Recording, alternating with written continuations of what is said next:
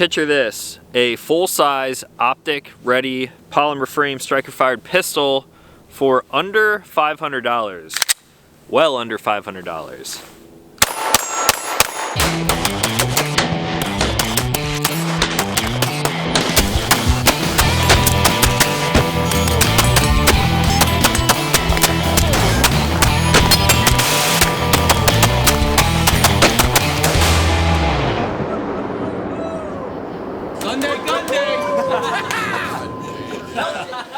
What's going on, everyone? My name is Talon Sai and you are watching Sunday GUNDAY. I hope you're all having a great Sunday so far.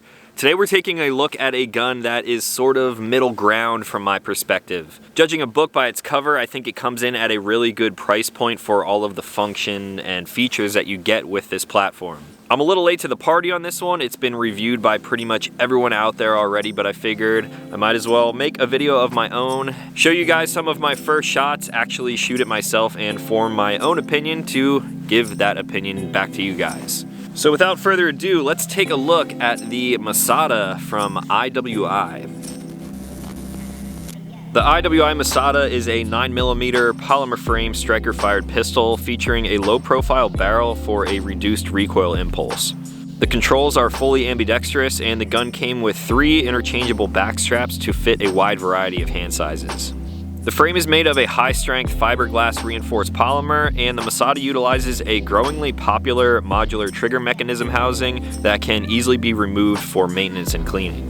The slide features front and rear serrations, pretty simple 3-dot sights, but this version also offers the ability to mount up a red dot optic. They include plates to mount up your choice of a Vortex Venom, Sig Romeo 1, Loophole Delta Point, or a Trijicon RMR. The gun also came with 2 mags, giving you 17 and 1 capacity, and the entire package is surprisingly affordable, coming in at an MSRP of just $480. So $480 for a full-size optic-ready pistol that can probably fit into a lot of different roles depending on what you want to do with it. Now, just judging this thing before actually shooting it, I think there is a lot of good value there, but we got to test this thing out and see how it actually performs. It's about 32 degrees out here, so my trigger finger is a little cold right now.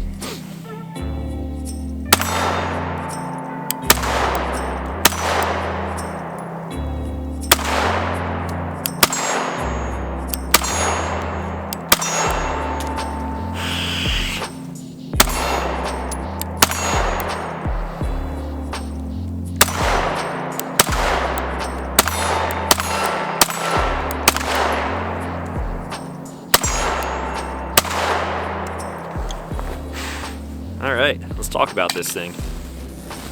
Alright guys, first mag impression time with the IWI Masada. I'm going to say something, and if you like this gun, don't take offense to it. I'm not really sure why you would, but when I put my hands on this thing and I feel the action, it reminds me of a Smith & Wesson SD9 or the SD9 VE. I've never done a review on that gun, but as far as a budget gun goes, I actually am a fan of those. The slides are very easy to manipulate. For a full-size gun, I think it fills up the hand pretty well, and the Masada goes right along those same lines. This definitely feels a little more quality than that Smith & Wesson that I just mentioned, but yeah, overall I think it's feeling really good so far. The serrations, both front and rear, are nice and wide so you can get a good grip on there to manipulate the slide.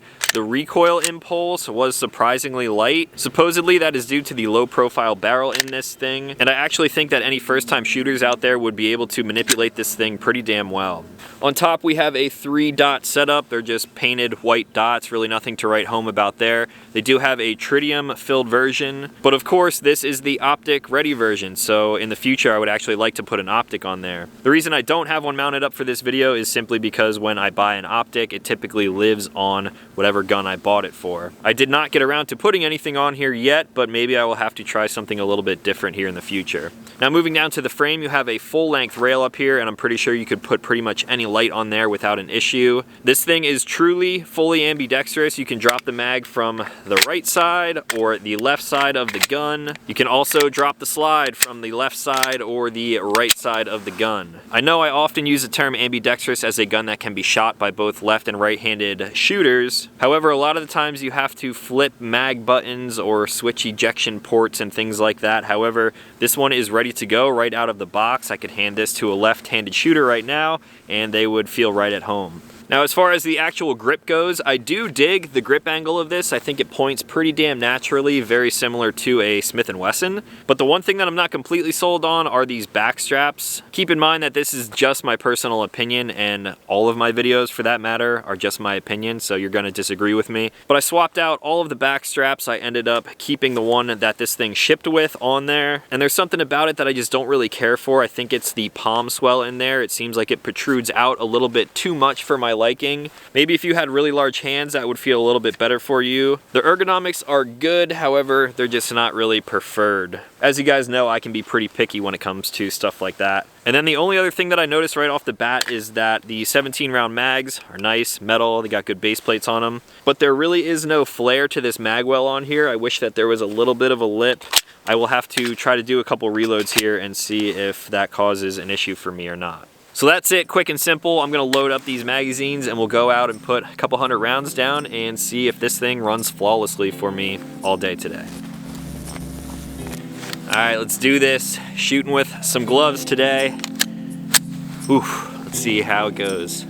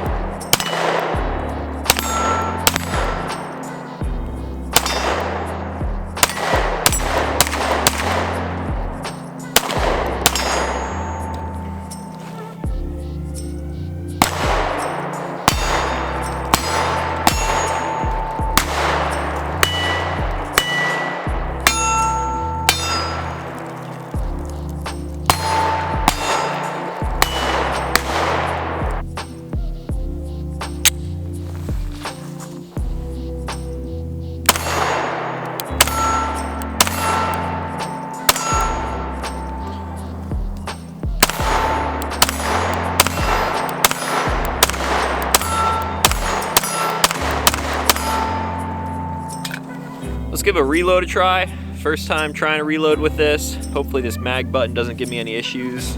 We'll see if I can actually reload from my front pocket.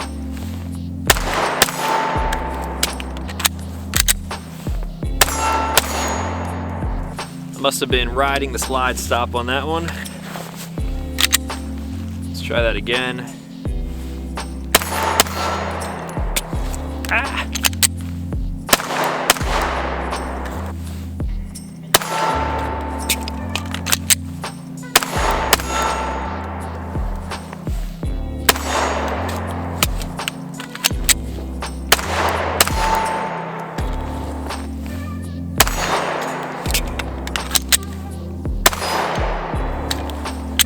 Not too bad after a couple reps.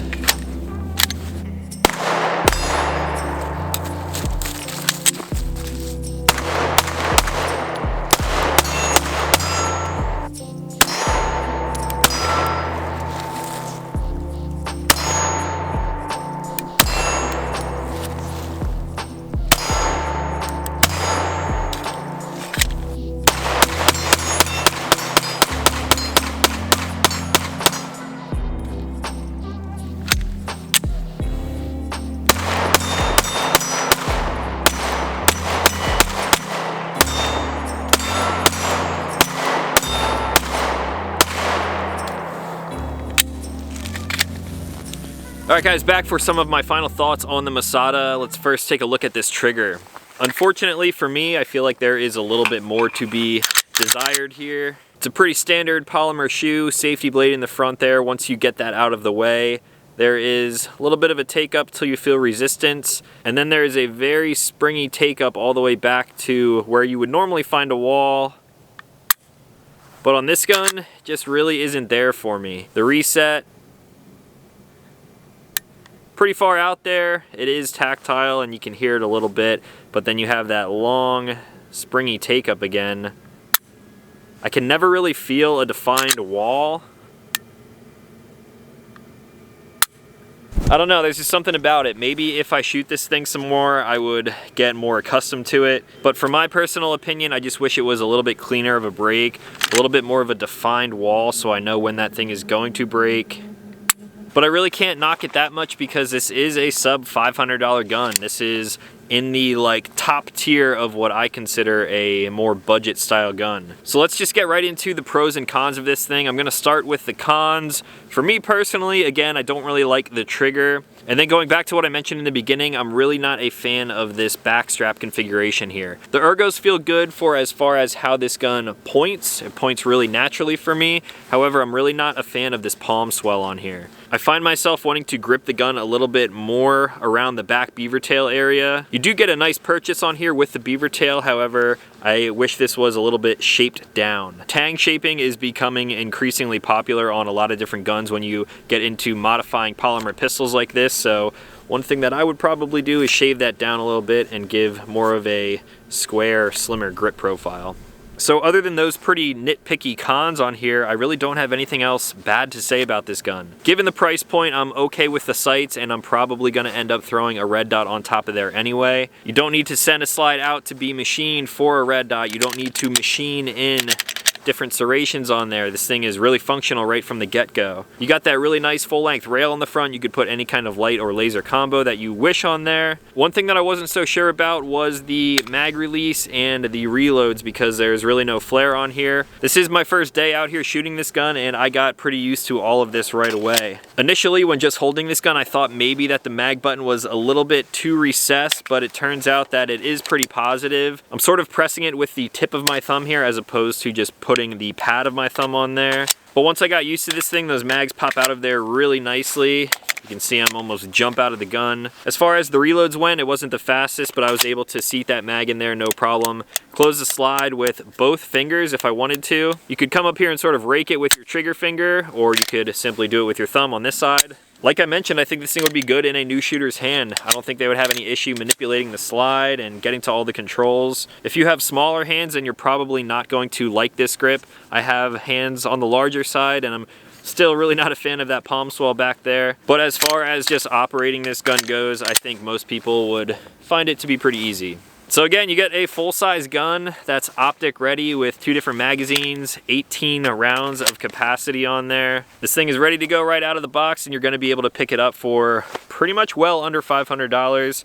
I think that's a win there for a lot of people. I know people tend to complain in the comments that a lot of the guns that I review are pretty pricey, and I'm sorry, I just have expensive taste. But if you have taste really similar to me and you can get over that trigger and the palm swell grip on here, then I think this thing might be a good contender for a pistol for you. So that's really all that I had for today. If you guys have any questions on the IWI Masada, let me know in the comments down below. I also have something that will go really nicely with this Masada, and you guys will see that in about 2 weeks. So if you are new to the channel, consider clicking subscribe.